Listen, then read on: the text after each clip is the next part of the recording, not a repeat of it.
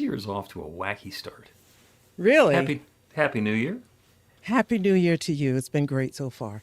Okay, well, 6 days So in, and why you say wacky? I do a lot of technology for different organizations and people, and there's just a lot of really unusual stuff has gone squirrely. Like, I can't send email from my personal domain, which I set up just by, Marchiony.com. Been using it for 30 something years. And just as a favor to all of the wackos whose name is Marchiony, I just said I'll send up a forwarding address so you can, you're Schmedley at Marchiony.com. And it just forwards to their Gmail account. And the first of the year, it stopped working because now software says that people who are sending spam to those people with those addresses, as it's forwarding it, it's noticing that it's spam, and so it's not letting it send email. So it's shut the whole domain down. And that's just strange. Then I set up one of my nonprofits so that they could take credit card payments, and the organization we set it up with completely lost all the information and told us over the weekend that they don't know what's going on. And then it's just like a lot of that. There's been some ridiculous stuff going on, but it was so slight compared to one disaster that I had earlier in the year. Everything everything compared to that is nothing. But what about you? Told me about this. So is this a retrograde of some type? Like Mercury I'm retrograde pretty or sure the whatever. Mercury retrograde ended already. Hmm. So this is perhaps it's my own personal solar flare. I don't know. I don't know what's going on. By the way, I want to say hello and happy New Year to the folks who are joining us on New Thought Media Network. Don't want to just get in here and have a little personal chat and kvetch about what's going on for us. I mean, we'll do that anyway, but don't want to just have it be about me. And then in Philadelphia, they've been talking about snowmageddon all weekend. Oh, there's a snowstorm coming on Monday. It'll be here during rush hour. And How is snow. it? It's stopped. There's maybe an inch and a half, maybe 2 inches of Okay. snow out there. It's pretty, which is wonderful. But the various people who were joining us on the online meditation this morning, there's one guy who lives in Philadelphia, and he was zooming in from Puerto Rico, so where it's Oh, nice and warm. yeah. And there's somebody else who lives in Rhode Island, where it was really cold, but she zoomed in from her sauna. So everybody isn't suffering, right? There's stuff. There's stuff. So anyway, I just want to say hello to the folks who are joining us on New Thought Media Network. If you have a question or a comment, please put it into the comments on your social media feed, and then we will have the opportunity to respond to you. If you are watching the recording, which I know a lot of people enjoy doing, you can go to the website, which is over there next to Carol, bethelight.com, be-the-light.com. There is a there's a section on the Practical Prayer podcast, and you can go and click on the comment button there and make a comment asynchronously, as they say, which means that you can respond to our recorded comments, and if we feel like it, we will respond to you the next time we do a recording. Hmm. We're just those kinds of people. Yeah. So New Year is off to a completely uneventful start. I It's been great. Okay. But then again, I said compared to what other things have happened last year. Yeah, so Yeah, stuff that's, was still the wind down, grind down on 2024 was more than was pleasant. yes, very much, very Okay. much. Yeah. Well, then So welcome to Thrive in 2025. yeah, I mention Michael was here for the holiday. Yes. Yes, he was. So that made our holiday very interesting.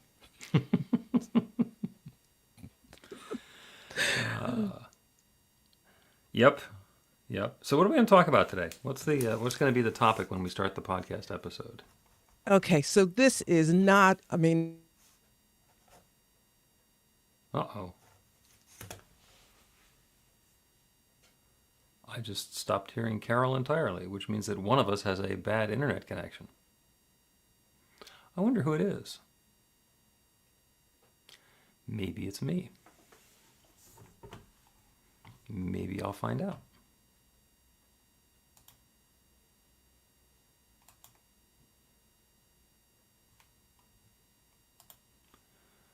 apparently it's Carol. So not sure exactly what's going on there, but my suspicion is that Carol will go ahead and unfreeze any second now, or perhaps drop out and then drop back in on the podcast. It's always interesting when we're putting these together because I can do this by myself, and I have, but doing it at the last minute by myself takes a reshuffle in my thinking. As I do the mad scramble of like, oh, well, I was just going to answer Carol's questions and follow the conversation with her, and suddenly it turns into a monologue. I'm still, by the way, completely comfortable with a monologue. So we'll give Carol a couple more seconds. Actually, I'm going to go to full screen just because I can. We'll widen that out a little bit. And and we'll hold until Carol gets back for a couple of minutes. And if not, then I'll figure out what I'm going to talk about on the Practical Prayer podcast today.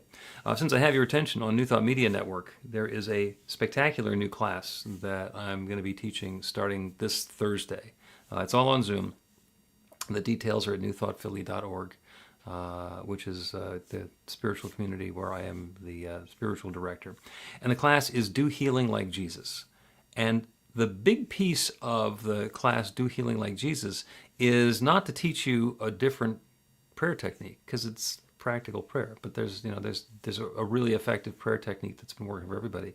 What we're going to do in the class is we're going to jump in and find out in the source material where it was that Jesus said we could do this, and where it was that Jesus gave us permission to do this.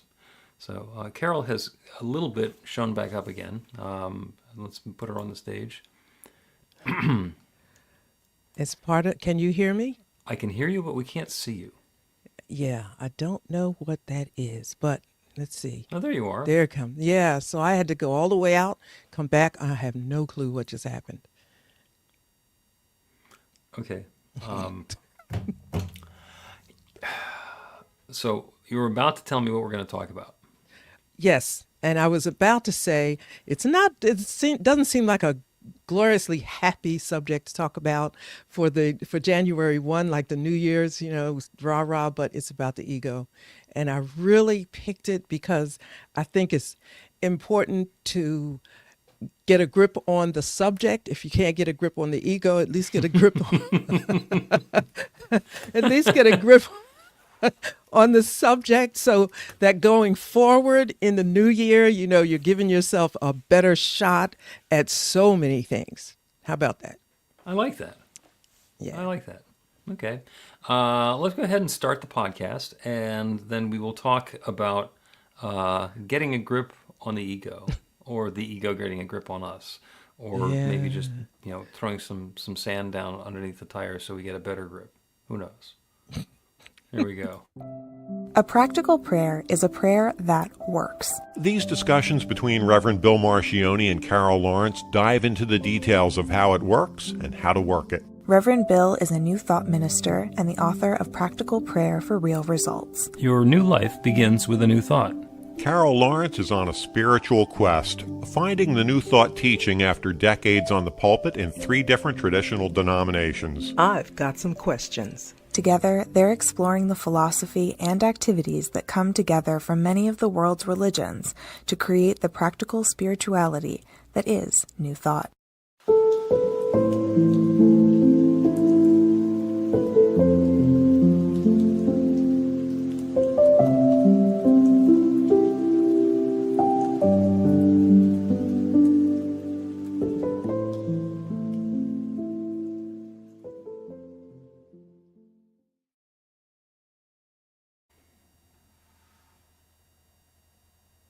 Welcome back.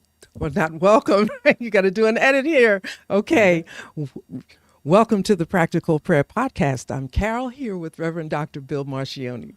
We are here for the first podcast of the new year to see what is unfolding, and you're taking us to one of the topics that has been left over from previous months, years, and so forth. You want to talk some more about the ego. Yeah. And as I said, I didn't think it was like one of the rah-rah things that you would think about with starting the new year off in this just really positive, let's go thing. But the ego is so critically important to our, and I'm going to use the word success because I don't have a better word at the moment, but our success in doing almost everything. I mean, if you can look at it another way, it could squash everything. So, I think it's really worth giving it a thought at the beginning of the year, so that you give yourself a little bit of a chance, a heads up, yeah, because. And I always like to say, I don't think you can get rid of the ego. I think you can control it, much like a pet. An untrained pet in your house is just disaster. But if you train it right and keep your eye on it, it could work in your favor. Yeah, I would suggest that maybe we can't control our ego so much as we can let our ego not control us. Is that not two sides of the same coin? I'll use the example of the mind chatter, the monkey chatter in my mind, the committee that's sometimes gets incessant, and they're going and doing what they're doing. Controlling the ego, controlling that chatter, is about getting them to stop talking and to talk about what I want them to talk about.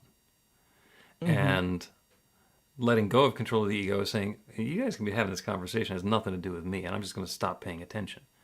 And it's not making the voices stop, it's making my active engagement and participation and belief that they're important stop. So I think it's very similar, but the feeling is different. And letting go of control of the ego, or letting go of the effects of the ego, it feels like it's easier. Okay, because I don't have to win. I'm still working with the idea of the pet, because the pet is still there, and every pet I've had, right? I'm the dog person. Yes, you They are. still try to sneak up a little bit, and so it never stops. Now maybe again it is the you that's in control. I was thinking about the mind chatter and what I've had to little ways I've devised to work with that. And actually, none of them are stopping the mind chatter. I don't know if I'm stopping it or not. It works. So I got to think about what that might be. And to be more specific, because I don't want to be like mysterious, I'll have I have mind chatter will kick up at certain times, when I'm being most quiet or whatever. So what I do is I make sure I have an audiobook playing. So because I know I'm going to focus on that, and the mind chatter subsides. But does that mean the mind chatter subsides, or that I just refocused my attention? But for me, it works like a charm. So Yeah. I keep an extra phone in my pocket. See, and the opposite is true of me. I can be listening to a talk or a lecture or an audiobook or something like that, and the mind chatter comes in, and that's all I'm paying attention to. Really? It does not get drowned out. It needs to be. I need to consciously focus on something else. So, different strokes for different folks. So, and you found a way of dealing with it. That's great. It's wonderful. Now, it doesn't mean that I don't have mind chatter. I got to make sure, like in the car, I always have CDs queued up. And things like that. So I haven't conquered this thing, right? But I have a way of working with it. And I know ahead of time, that little rascal, if I don't do something, if I let it off the leash. Yep. But actually, so yeah, it's different. Yeah. But we're all different, right? So you figure out a way to work with it. That's true. You remember the old days when you had headphones that you had to plug in, and the radio or the computer or the phone is making the noise that's making you plug the headphones in, and it switches over to the headphones, and you're listening through the headphones. Well, if you unplug the headphones, then it's like back out in the room again. But if you leave the headphones plugged in and just take them out, then the conversation is going on. This doesn't have anything to do with you anymore. Yeah. Yeah. I say back in the good old days because now AirPods will know when you've taken them out. Yes, yes. And As and I got my new you one. got yours? Yeah. Yeah, Yeah. I got a So pair that only works on the phone, and this one works. I said, I don't care if I had to get 10 pair. They're gonna work. If it works for other people, they're gonna work for me. and it's working today and yow. That's just fun. So the ego is important. And the ego gets a really bad rap, especially in spiritual circles, that our ego is controlling us and our ego wants all of these base things, and our ego is selfish and jealous and all those other things that our ego is. Our ego is our understanding and awareness of who we are. And that can be a good thing or not a good thing. So my favorite joke is that if you have a whole bunch of Buddhists who are completely detached from their ego and you try and take attendance, it'll take forever.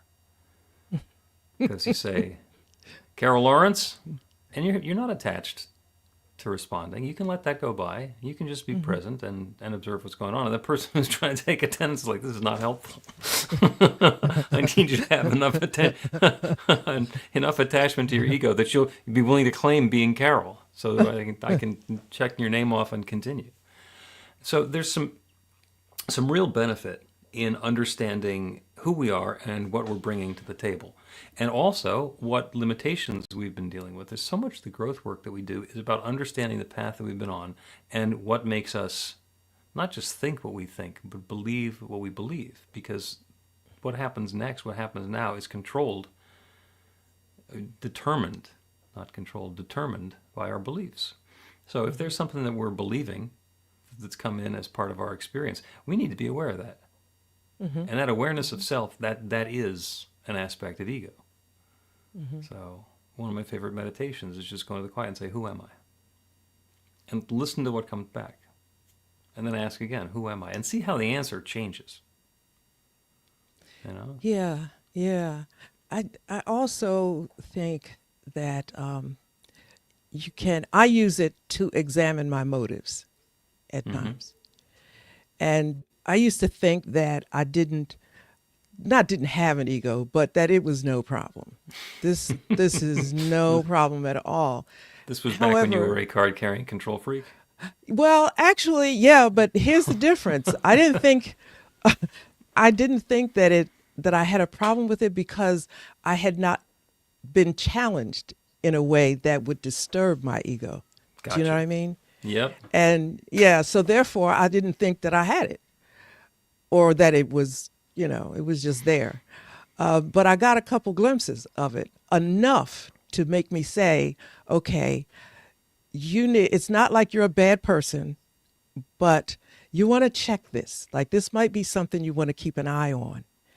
And I was going to make a phone call a couple of weeks ago, and I stopped myself. I said, now, why are you calling this person? Why exactly are you calling this person? Oh, because they're going to call me, and we said we were going to talk, so I may as well just do it. And I could hear myself talking to myself, right? Really?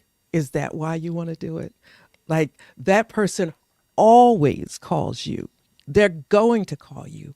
Why do you want to call this person now? Oh, because I'm excited to tell. Oh, you're excited. Okay. Well, you could tell this person, and this person. Why this person? Now, maybe I'm going overboard, maybe, but I'm really highly sensitive to it now because there's a certain way I don't want to be. So I got all these things like are going off, okay, now check it. Why are you doing it? Make sure you're doing it because, so maybe that's like over the top. I don't know. But that's how I'm going to be for a bit until I make sure that this little sucker is behaving. Been doing a lot of work, I was going to say this year, but it was actually last year and it continues, on the surrendering and letting go and becoming untethered. And one of the great questions to ask yourself that I've learned to ask myself is, what happens if I don't do this thing? Especially if it's this thing that obviously needs to be done and obviously I'm the only person in the world who's qualified to do it. Just say, all right, what happens if I don't do that? What happens if it remains undone? I mean, it's completely possible that the Earth is going to spin right off of its axis and everything is going to go to hell. But probably not.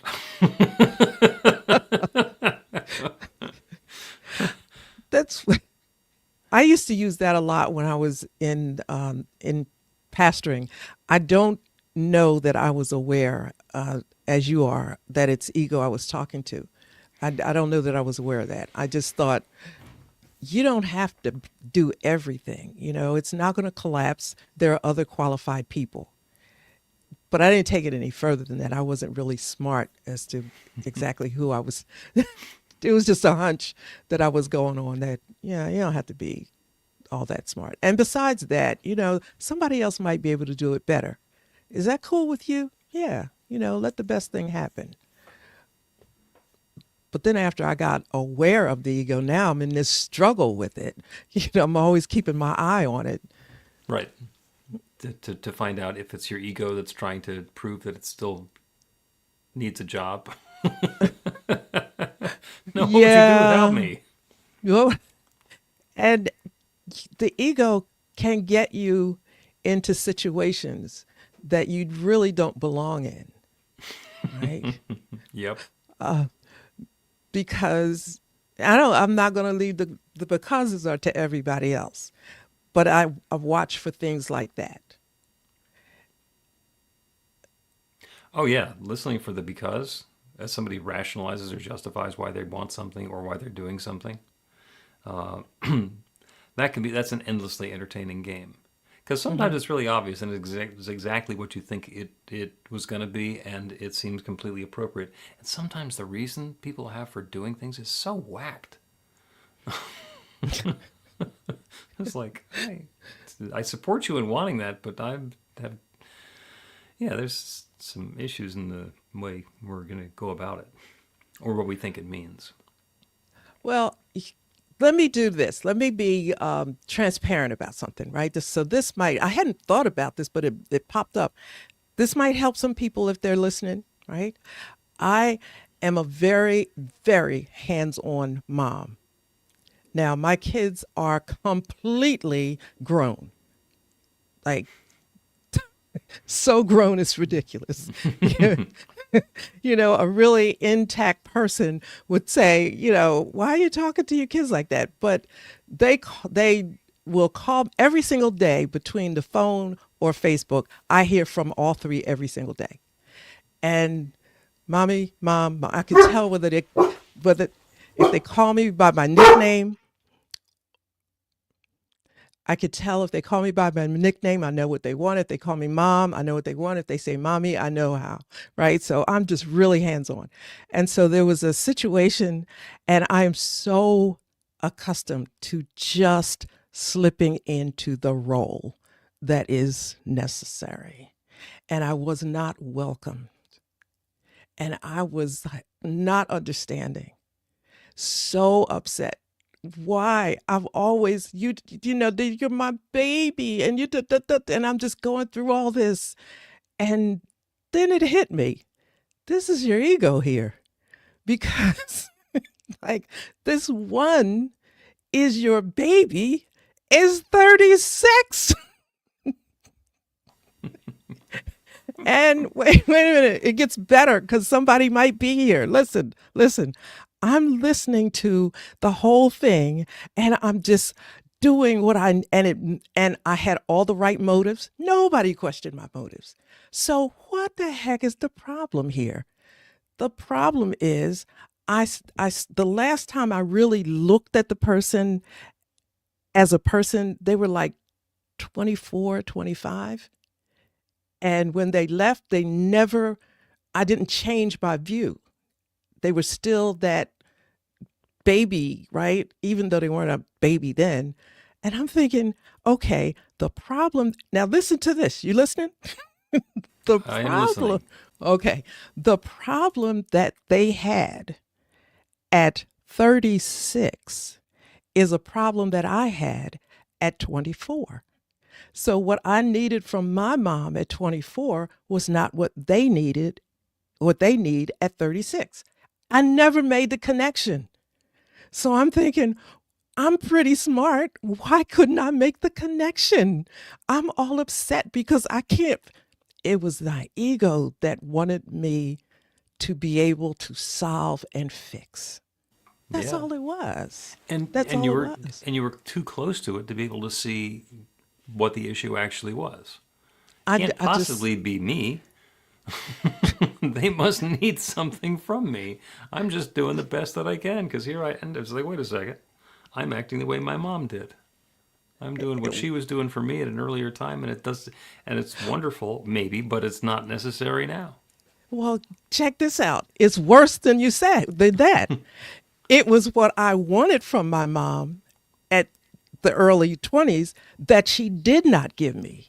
So I am never going to do that to mine. But they don't need the same thing because, I prepared them in a different way. And what I'm standing here, if you could just imagine, I'm standing like, what did I do wrong? I'm doing everything right. What? And it was just that one little thing. I'm not, the person is not 24. They can handle this. This is Yeah. not like the end of the road to you at 24. It was at 36. It ain't, it's not a And they walk in the may or may park, not have needed but it when they were 24. maybe not, maybe Yeah. not, but look, and that was really, really hard. But I shared that story because I say it was my ego that was getting in the way. It was, I Yeah. blamed it on, I'm trying to be the best mom. No, it was my ego was telling me Yep. that you need to do this. Yeah. I think And there's another part of that which is the energy of attachment. Let's take a break and then talk about that as I dismiss my dog. Get inspiration in an instant. God calls are the gentle and uplifting moment of truth to help you remember that the bright light of God's love is shining right now as you It's your God Call with Reverend Bill. start your 2-week free trial today, and you'll get a phone call 4 times a week from Reverend Bill with an uplifting half-minute message filled with insight, wisdom, story, and fun. Let your light shine. You can answer the call to listen to it live or let it go to voicemail so you can hear it later. After the free trial, your subscription is just $5.95 a month. The details are at godcall.org. God calls are disruptive, intentionally. Whenever you write something, put on a gold star. They take you away from your routine to remind you about the truth of who you really are. They come at random times between 8:15 a.m. and 6 p.m., so you won't be expecting them. And somehow, the message is exactly what you need to hear at the time. Magic is loose in the world. It's a moment of motivation in the middle of your day. Find out more and start your 2-week free trial now at godcall.org. welcome back to the Practical Prayer Podcast. I'm Carol, here with Reverend Dr. Bill Marchiony. We are having such a fabulous conversation about ego, getting a grip on the ego, letting go of the grip that the ego has on us. And before the break, we were talking about when you're doing something and it's your ego that's telling you should be doing it rather than it actually being something that needs to be done. And I mentioned the energy of attachment.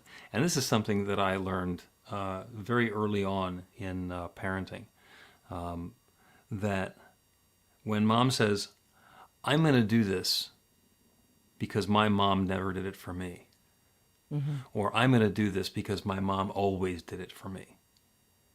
It's all about mom. Mom is still in charge, especially if you're saying, this is the way my mom treated me. I'm never going to treat my kid that way. I'm going to do the exact opposite. It's still the energy is all about mom. And what we get to do in our healthy ego is to say, what do I want to do? Mom gave me this data point, this guidepost, and I understand that that's not right for me. What is right for me?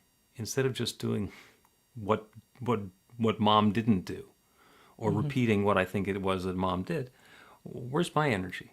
What am I bringing to that? And that is a healthy self-awareness.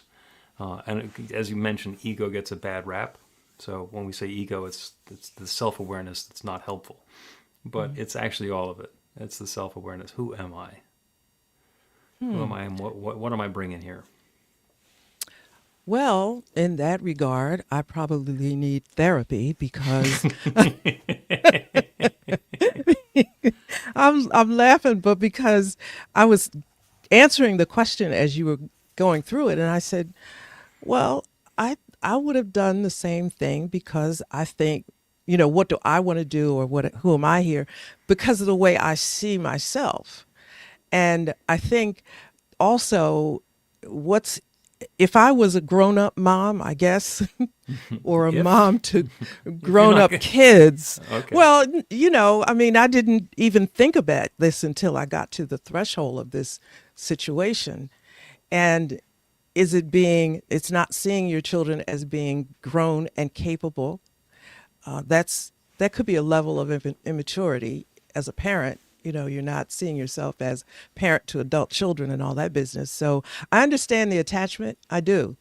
I'm just one. I think I'm probably trying to take more of the responsibility on me as having to grow up and look at this in a different way, and not use it as an excuse, right? I'm mommy, and as an excuse.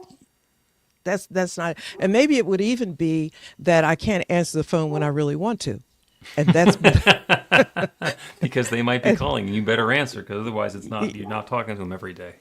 right. I'm not talking to them every day, but maybe I don't need to. So it's a whole big thing that I'm perfectly willing to take a look at, because it's better for them. It's better for me too, because I'm not sitting there with my feelings hurt. Like, I just was trying to help. It's like, okay, all right, take a vacation, go somewhere, Carol.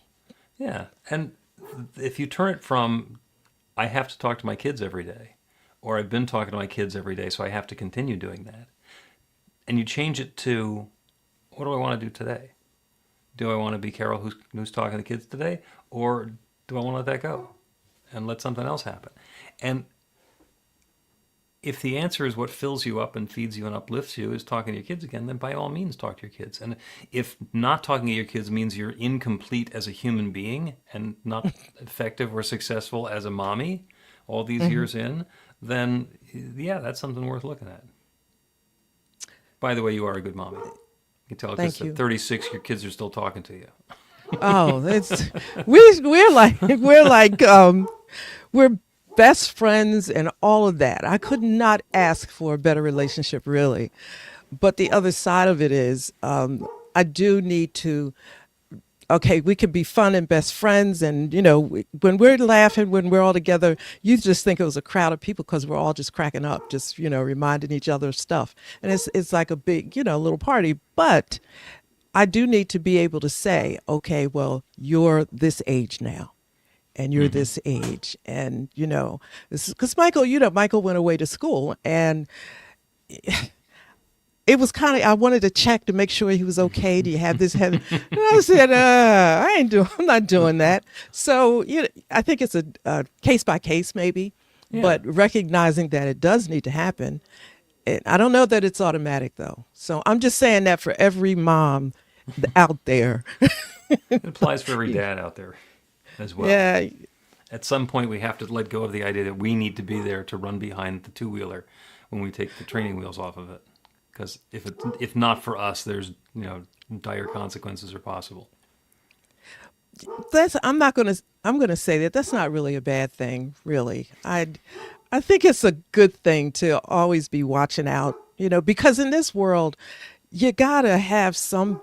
My mother used to say, and here's my mom thing, but she had some really good ideas. She said, always be kind to people, because you don't know where they came from. Your voice might be the only kind voice they hear today. They may not have anybody that affirms them or makes them feel like a decent human being. At least be that person for the time that they come into your space. And I always have been that way.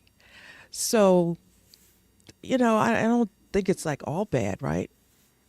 It's No, it just no, and you've done enough spiritual work on yourself, and you have enough awareness that there's stuff that you don't need to have happen. You don't have a glom on ego attachment that if not for me, my kids are complete failures. No, Yeah. they're pretty sharp. Yeah, they're doing what they're doing, which is great. And Yeah. and being able, and it's different, being able to be present for your kids as they go through whatever it is they're going to go through, even if it's something that they could do on their own, but they've never done it before, and it's the fact that you got a 30 or 40-year head start on them or whatever it is. Right, Means that you right. know something about it. I got a little perspective and and a little bit of tread wear on my tires, so I can share the benefit of my experience. Experience, by the way, is that which lets you recognize a mistake as it's being made again. And I so appreciate what you're saying. I'm trying to, and maybe everybody comes to this, whether you're a parent or not. You have to allow mistakes, because you can buffer, and then the person is weak because you're always running interference, and I don't want that. I don't want that. So it's trying to figure out the balance. But then there's that egos coming in saying, well, you know this because you've experienced it. So you should say, sometimes you know it, you've experienced it, and you don't need to say it. Yeah. It's yeah. And it's that interesting perspective. And it could be, oh, you're trying baking and you're going to mix those ingredients together. Yeah. Go find out. Go see how that works. And then the other one is, let me jump in here. Don't touch those two wires together. Yeah. There's an appropriateness for how we're going to be engaging, and there's some things that it's perfectly okay to let go of, and others it's like, the price is too high. The price is too high. My experience and expertise in seeing what happens when those wires touch, it's too valuable to let go of. Yeah. I'm going to stick with, I probably need to spend, a couple more hours on the growing up part, because if I just imagined that they thought something was happening and I didn't care about it, I would just pass out. Oh my God, they cannot possibly think that I don't care. I would move heaven and earth to help them. But, that's just like too much mom stuff. So I'm putting it in a different perspective and bringing the ego into, like, everything's coming under the light here. Because you guys got to be strong, and there are. But anyway, that's kind of how I was looking at the ego thing. It's probably a lot more involved, but the ego, I think, does need to be examined. Yeah. Just to make sure that it's a well balanced. Yeah, we're not making an assumption that the way we've always done it is the best way to do it. Maybe Right. there's something else. Let's take another Right. break, and we will conclude with a prayer based on understanding who we truly are. Learn to put practical prayer to work in your life. The steps are simple to learn and let you begin to get real results to create the life of your dreams immediately. Reverend Bill Marchiony's widely acclaimed book, Practical Prayer for Real Results, gives you a clear summary of the new thought principles behind practical prayer and the series of easy-to-understand steps found in the most effective prayers from religions and spiritual practices all over the world and throughout history. Practical prayer is not a replacement for your religion or practice. It's a technique to make the work you do in consciousness even more effective. The book includes 40 prayers on various topics that you can adapt as needed and use as your own. Practical Prayer for Real Results is available in paperback, Kindle, and audiobook on Amazon or at b-the-light.com. That's b-the-light.com. Welcome back to the Practical Prayer Podcast. I'm Carol, here with Reverend Dr. Bill Marchiony. Did we have an outage just now? An outage? Yeah, did it stop? Because it just freeze to me. My Not to thing you? didn't stop. My thing is, Okay. is continuing to go along just fine. You have the internet that's driven by the hamster wheels over there near the beach. So That's what who it knows? is. Okay. Who knows what that's about? We've been having a wonderful conversation, though, about ego and letting go of the control that the ego has over us, and getting a grip or loosening the grip, whatever is going to serve us best.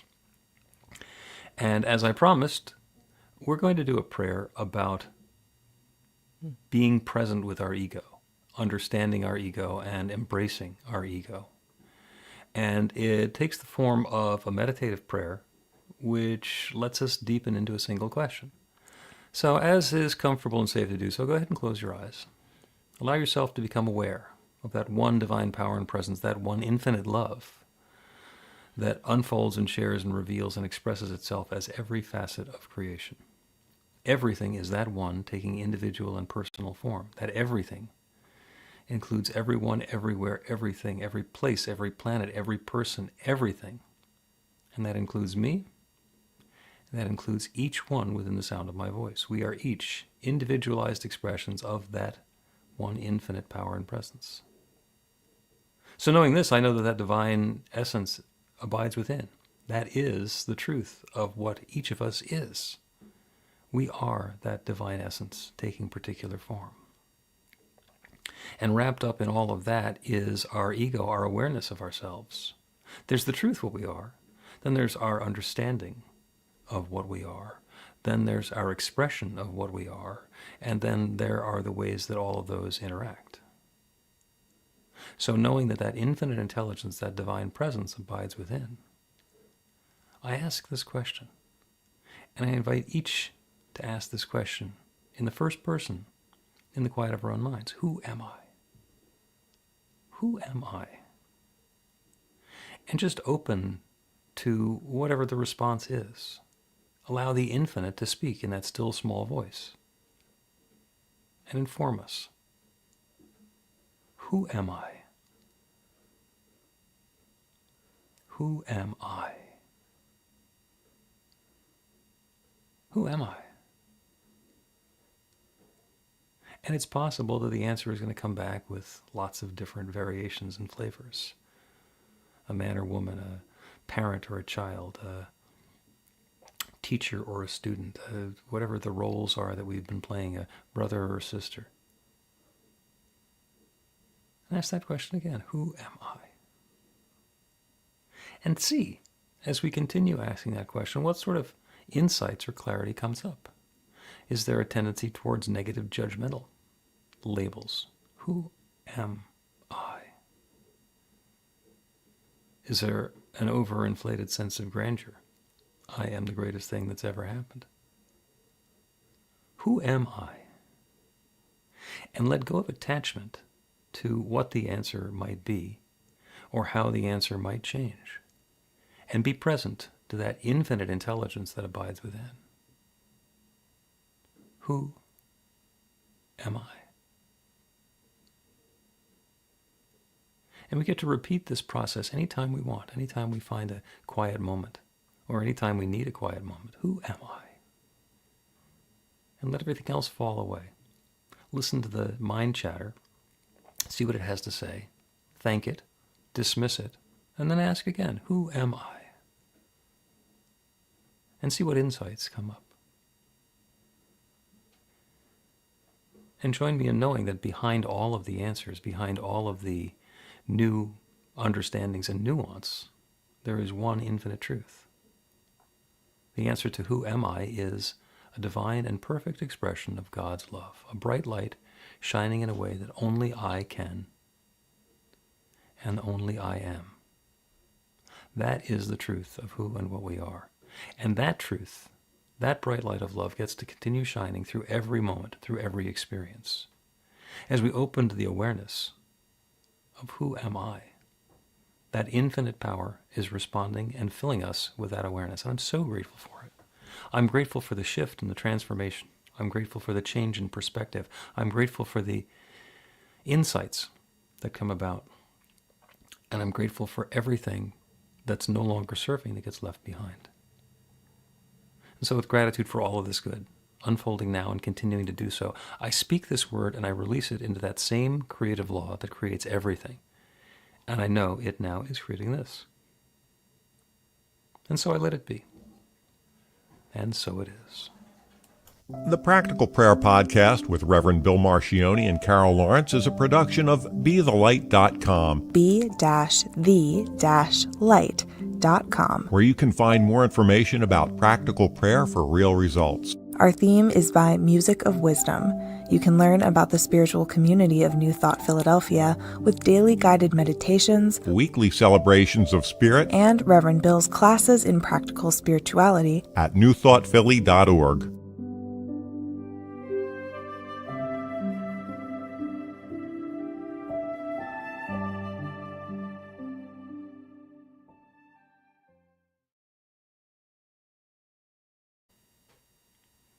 That was a good one. I think that was really good.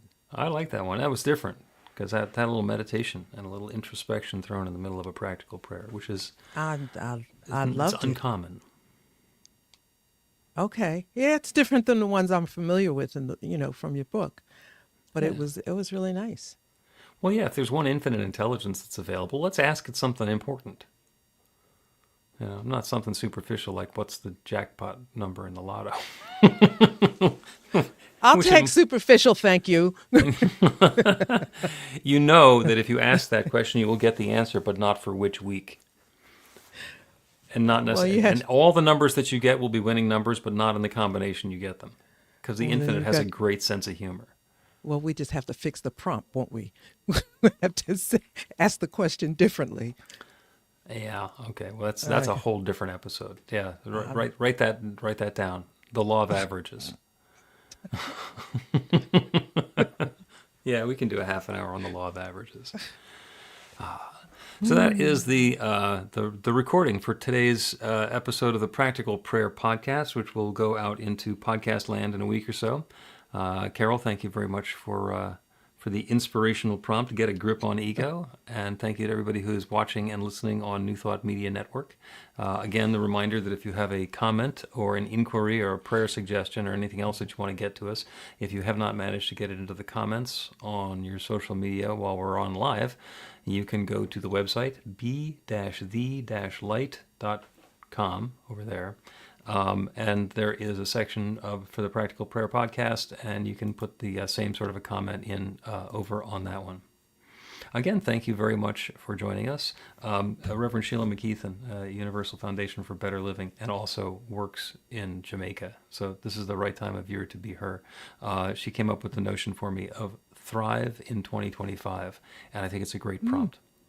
I think like that that. is a great prompt. It's something that we can all... well, at the very least, it's something we can all aspire to. So let's set ourselves up for that. Carol, thank you as always.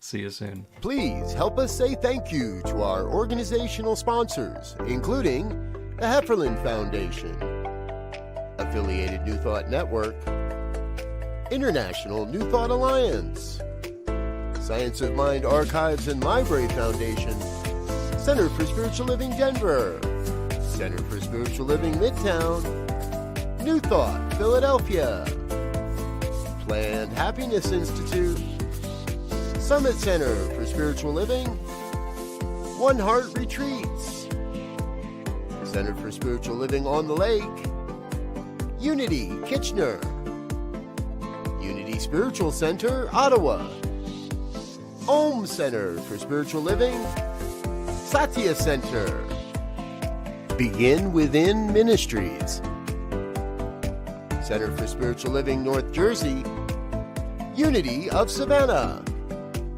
and the Center for Spiritual Living Seattle, as well as all of our individual donors. Thank you for being part of the New Thought Media Network. Please like, share, and subscribe. New Thought Media Network, positively inspiring.